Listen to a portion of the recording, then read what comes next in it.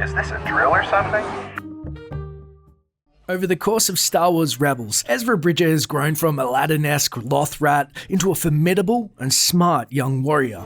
You've yet to hit the target I gave you. Yet.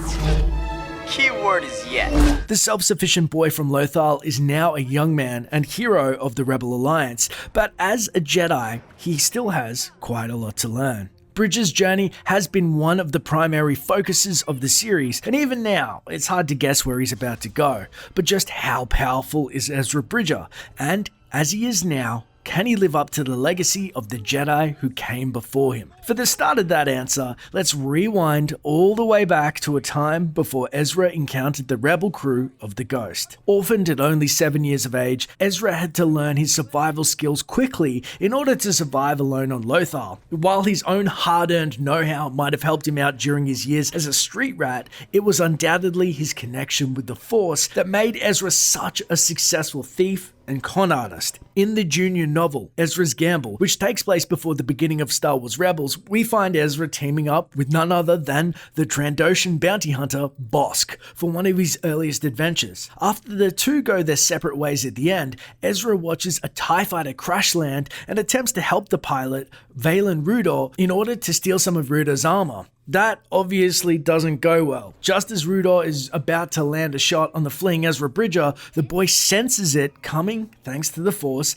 and is able to avoid it. This kind of Force sensitivity helps Bridger out for years, but he seems to chalk it up to good luck until the day the Ghost flies into town. Once Ezra meets his soon-to-be master Kanan Jarrus, the boy's abundant physical prowess and luck suddenly seem a little less coincidental. Who are these guys? Ezra had already performed feats at the caliber of Republic-era Jedi like Obi-Wan Kenobi and Anakin Skywalker, and in some cases, he's gone beyond even what we've seen of them. One of his most interesting abilities is the ability to communicate with and control animals, something we saw both Skywalker and Obi-Wan do in the Clone Wars and Attack of the Clones. But Ezra's kinship with these creatures goes farther than control, and this is perhaps shown best when he encounters the Purrgil and the King. His abilities as both a Jedi Padawan and someone with a downright good heart convinced the Purrgil King to assist the Spectres and charge forward into hyperspace, giving the crew a front row seat for the exceptionally rare display. On the flip side,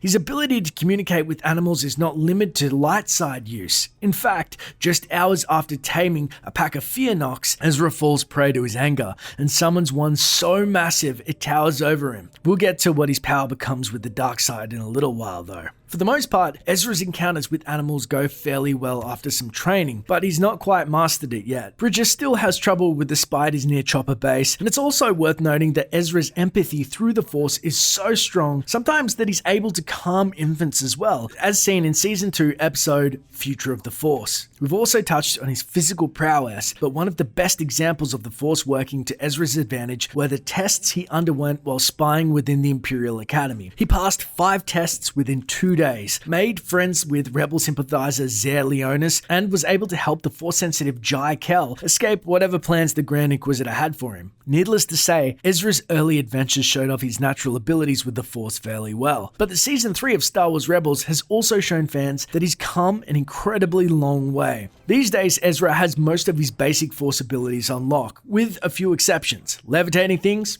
No problem. Seeing through sandstorms to take down Imperial walkers?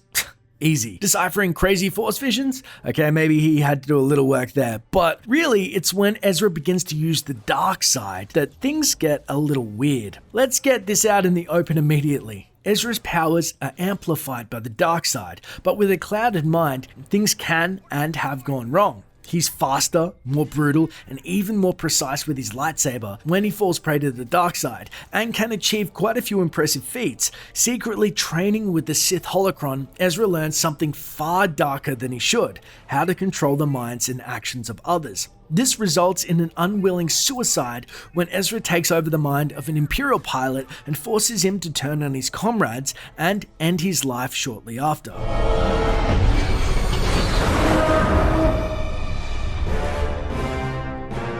When did Kanan teach you that? He didn't. His limited training under Maul and conflict between his two masters only seems to prompt Ezra to want even more power. And when you've been wronged in the worst of ways, things can get dark in your mind. And Ezra's need for justice in almost any situation after losing his parents can often elevate into bloodlust if he doesn't keep himself in check. Despite any run-ins with the dark side, Ezra has proven himself to be a wonderful Padawan when he wants to be, and an understanding teacher as well. What have you got there? More than you can handle. Oh yeah? Well, maybe I won't go easy on you this time. When Sabine finally takes up the Darksaber, Ezra trains her patiently and only slips during a verbal argument between the two of them. Ezra teaches Sabine stances from one of his favorite forms, including Form 4, which he picked up while watching Jedi Master Anakin Skywalker using a holocron. His saber prowess, especially with his new lightsaber, is undoubtedly sharp. By Season 2, Ezra is able to deflect barrages of laser fire from things far bigger than your standard blaster. He fends off an Imperial interdictor with only his first lightsaber in Season 2's Stealth Strike, but again, with a shiny new saber and far more experience, the Ezra we know today is among some of the best when it comes to his ability to fight with a lightsaber. After dealing with Darth Vader nearly beheading him with his first one, it seems as though Ezra's commitment to his new saber is tops. There is undoubtedly more in store for our favorite Blueberry, but Ezra's most certainly begun to come into his own as a Jedi. I'm thinking this planet's not gonna work out as a base after all. It might be far-fetched to say that he stands on the same grounds as the Masters who lived decades before him, the Yodas and the Obi-Wans, but navigating his training between Kanan, Maul and everyone else in his life has proven to be a beneficial, if shaky and unsure, move on Ezra's part.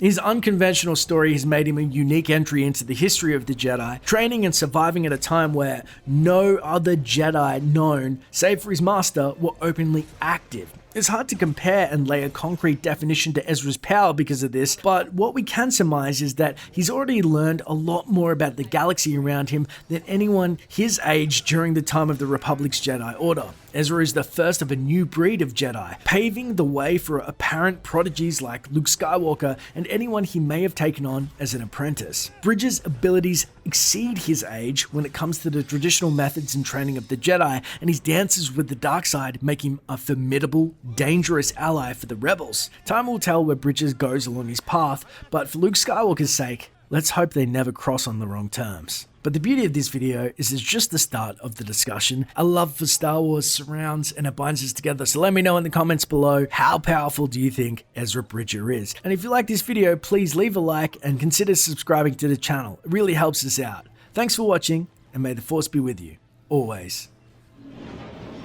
If you want to stay up to date with the latest Star Wars videos on origins, games, and theories, don't forget to use those Force powers of yours and hit subscribe. And hey, leave a comment below about what you want to see in future videos. It may just get covered. Thanks for watching, and may the Force be with you, always.